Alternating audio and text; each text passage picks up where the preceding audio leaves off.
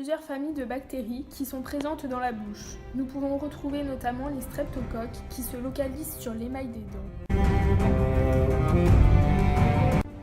Les photos que vous voyez à l'écran représentent diverses centaines de milliers de bactéries.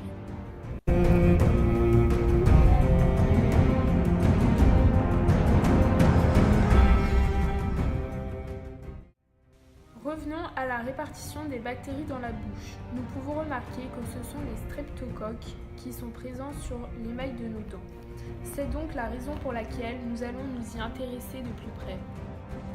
Les streptocoques représentent 20% des bactéries dans la bouche et les streptocoques mutants sont à l'origine de ces caries. Ces derniers adhèrent sur la surface des dents et se nourrissent principalement de sucre. Il y a 35 grammes de sucre dans une canette, ce qui équivaut à 7 morceaux de sucre. Le fait que les streptocoques se nourrissent du sucre va engendrer des acides organiques qui dissolvent la couche d'émail sur environ 2,5 nanomètres.